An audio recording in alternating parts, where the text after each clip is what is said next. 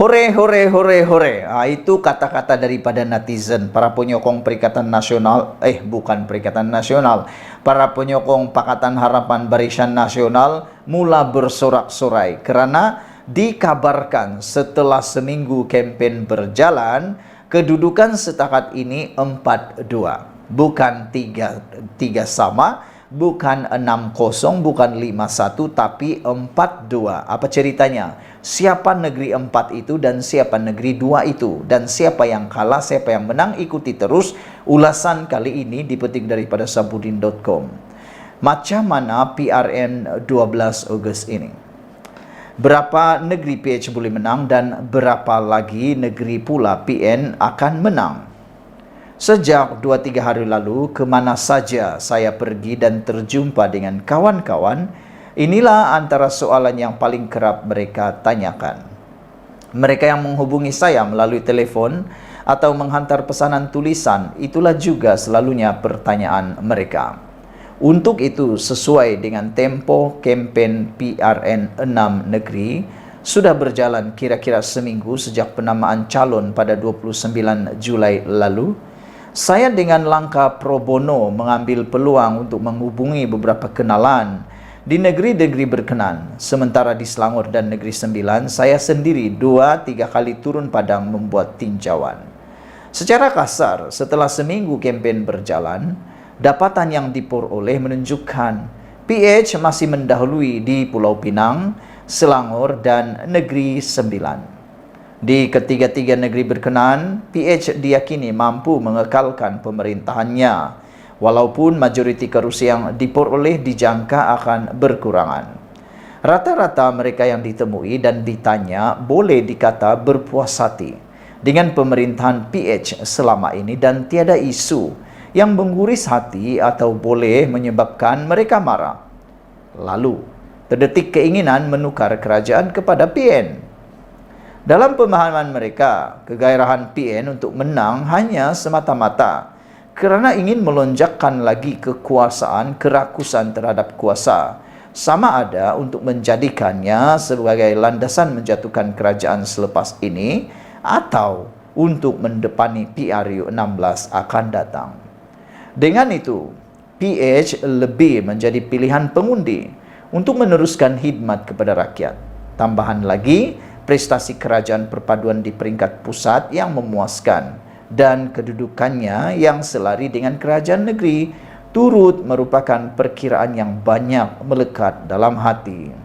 Dalam masa yang sama, isu calon kitar semula, penguasaan calon Kem Azmin Ali yang terlalu menonjol, dan percikan perbelahan dalaman antara PAS dan Gerakan berkaitan pencalonan Presiden Gerakan Dominic Lau diletakkan bertanding di kawasan Melayu di Pulau Pinang adalah antara hambatan utama yang menipiskan lagi peluang PN di Selangor.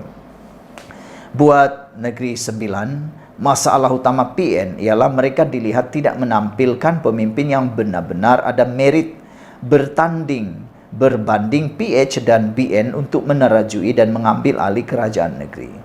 Memang ada sedikit masalah dalaman di sana-sini di dalam PH berkaitan pemilihan calon dan terkait hubungannya dengan BN, khususnya dalam pembahagian kerusi, tetapi ia tidak sampai menggugat jumlah perolehan kerusi yang dijangka dimenangi. Meskipun UMNO bertanding lebih banyak kerusi dan berkemungkinan PH khususnya PKR dan Amanah bakal tewas 1-2 kerusi disebabkan masalah dalaman tadi, bagaimanapun adalah dijangkakan kerusi Menteri Besar akan terus dipegang oleh Amiruddin Harun.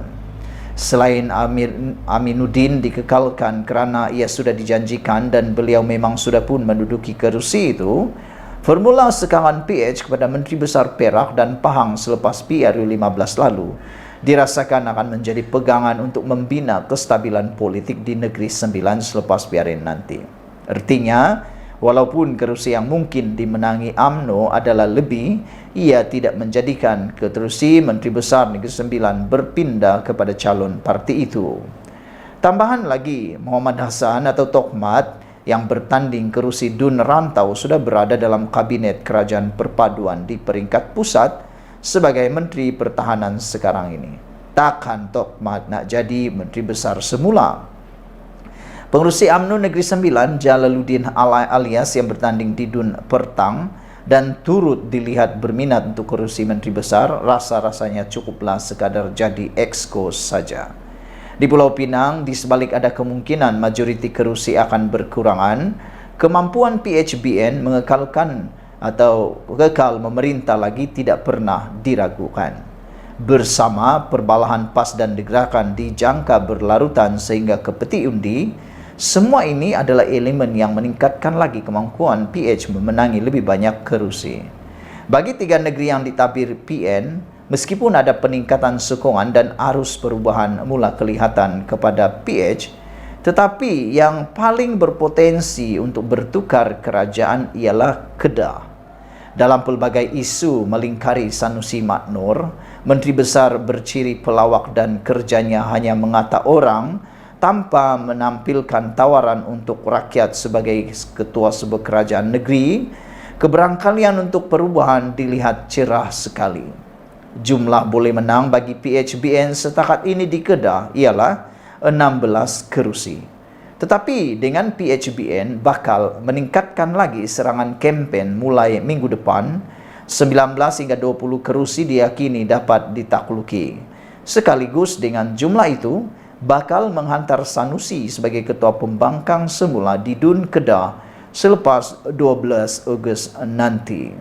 Untuk Kelantan dan Terengganu, tidak dinafikan turut bertiup angin perubahan dan peningkatan sokongan, tetapi PN melalui kekuatan akar umbi PAS hampir pasti kekal lagi menguasai kedua-dua negeri tersebut. Kesimpulannya, setelah seminggu kempen berlangsung setakat ini, kedudukan semasa ialah 4-2. Ditulis oleh Sabudin Hussein 6 Ogos 2023. Saudara-saudara sekalian, apakah dengan penerangan sebentar tadi Anda yakin seperti saya bahwa selepas seminggu kempen berjalan, memang kedudukan setakat ini dapat dirasai sedang didahului oleh Pakatan Harapan Barisan Nasional dengan kedudukan 4-2. Adakah kedudukan ini akan berubah lagi di saat akhir, lebih-lebih lagi apabila PHBN meningkatkan lagi serangan kempen bermulai pada minggu depan? Adakah dua buah negeri yaitu Kelantan dan Terengganu juga akan mula goyah? Terutamanya kerajaan Terengganu, kerana kerajaan Terengganu adalah sebuah kerajaan yang bersifat swing, pernah berubah, pernah ditakbir selain daripada PAS yang juga pernah ditakbir oleh UMNO BN. Jadi kita akan lihat nanti pada minggu depan adakah ianya tetap 4-2 ataupun seperti yang dikatakan oleh Ahmad Maslan silap-silap 6-0. Kita jumpa lagi. Malaysia kita punya, kita jaga sama-sama cintai Malaysiaku. Bye-bye. Selamat petang, salam sejahtera. Terima kasih kerana bersama dengan saya di Nazilin Unity Channel. Dipetik daripada sabudin.com. Kalau bab ini PAS memang terbaiklah. Apa yang terbaik itu? Ikuti terus ulasan kali ini. Tapi jangan lupa share video ini, tekan butang subscribe dan tinggalkan komen Anda untuk isu yang paling hangat dipilih oleh channel ini. Bab ini PAS memang terbaiklah. PAS Pulau Pinang menyarankan agar calon Perikatan Nasional PN bagi kerusi DUN Bayan Lepas Dominic Lau membawa jenteranya sendiri untuk berkempen. Kata Pesuruhjaya PAS Pulau Pinang, Muhammad Fauzi Yusof, PAS sendiri berdepan masalah kekurangan penggerak parti untuk membantu calon-calon Perikatan Nasional. Termasuk PAS juga perlu ada jentera masing-masing katanya. Dipetik sebagai berkata, PAS Pulau Pinang, kata ketuanya itu, kini berdepan dengan masalah penggerak untuk membantu calon-calon Perikatan Nasional menghadapi lawan masing-masing. Justru, Pesuruhjaya PAS Pulau Pinang itu mencadangkan agar calon Perikatan Nasional untuk kerusi Dewan Undangan Negeri DUN Bayan Lepas Dominic Lau membawa sendiri jentera partinya untuk berkempen di situ. Kata Fauzi, semua calon yang bertanding dalam pilihan raya negeri PRN menggerakkan kempen dengan kekuatan jentera masing-masing dan ia termasuk PAS sendiri. Jentera PAS juga tambahnya perlu dihantar ke kawasan lain sebagai bantuan kepada calon yang bertanding. Sekarang masing-masing bertanding kena bawa jentera masing-masing. Jadi Dominic Lau kena bawa jentera dia, kata PAS. Kita pun tidak cukup jentera, malah jentera kita sebenarnya ada kawasan yang kena bantu juga. Jadi siapa yang bertanding dia kena ketuai jentera di situ dan bawa jentera masing-masing, katanya seperti dipetik utusan Malaysia di Georgetown hari ini. Berita penuh daripada malaysiakini.com. Dalam hal ini PAS memang terbaiklah dan nampaknya sedang memberi pengajaran kepada parti gerakan. Ialah nak bertanding dalam pilihan raya, mestilah ada jentera sendiri dan mana boleh berharap kepada jentera orang lain saja. Sudahlah bertanding di kawasan orang, takkan jentera pun orang juga nak sediakan. Kalau tiada keupayaan menyediakan jentera, malah ketika hari penamaan calon pun, penyokong yang hadir hanya boleh dibilang dengan jari, baik tak usah bertanding. Apapun, buat pertama kali dalam sejarah atau buat pertama kali sekali lagi pujian diberikan kepada PAS Pulau Pinang atas ketegasannya terhadap gerakan ini. Terbaik dan tabiklah atas kenyataan Pesuruhjaya PAS Pulau Pinang kali ini. Ditulis oleh sabudinhusin.com 5 Ogos 2023. Apa pendapat kamu semua?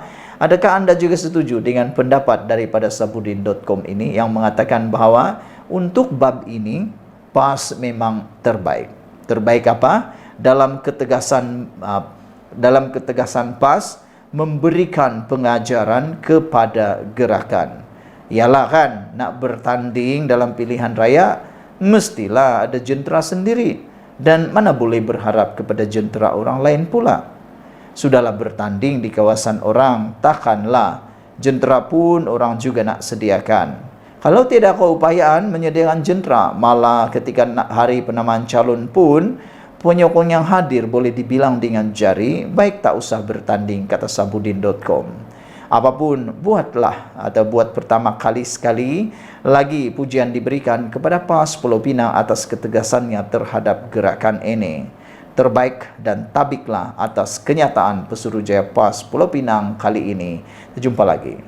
Selamat petang, salam sejahtera. Terima kasih kerana bersama dengan saya di Nazilin Unity Channel.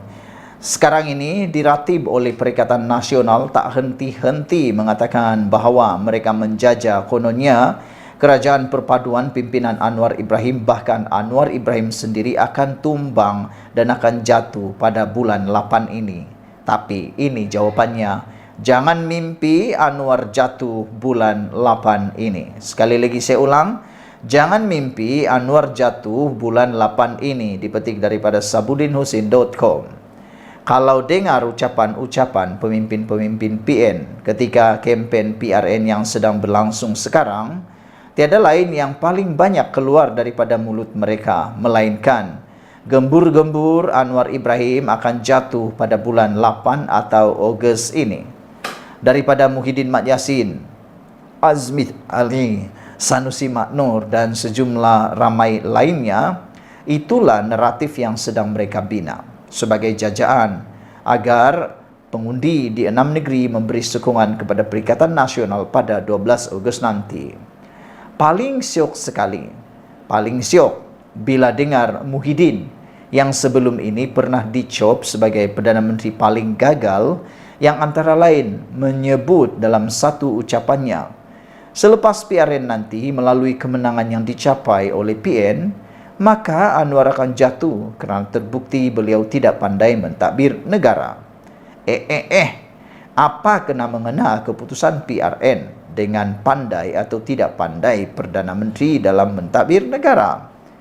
Muhyiddin selama 17 bulan jadi Perdana Menteri yang dicop paling gagal sebelum ini. Adakah beliau pandai sangat mentadbir negara? Kemudian, disebabkan para pemimpin PN tidak henti-henti bercakap Anwar akan jatuh pada bulan 8, iaitu selepas berakhirnya PRN pada 12 Ogos, ahli dan penyokong PN pun turut sama gairah menjajah naratif yang serupa. Bila berjumpa dengan kita, mereka mula sibuk bertanya, betulkah Anwar akan jatuh bulan 8 ini? Hairan kan?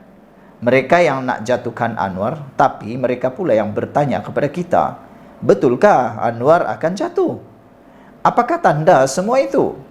Ia tidak lain menunjukkan mereka sendiri sebenarnya tidak pasti sama ada Anwar akan jatuh atau tidak. Persoalannya, macam mana Anwar boleh jatuh atau boleh dijatuhkan selepas berakhirnya PRN nanti? Berkurangkah majoriti 2/3 atau kedudukan 148 ahli-ahli parlimen yang menyokong kerajaan perpaduan dan Anwar? Katalah jika PN menang 4 atau 5 negeri pada PRN nanti.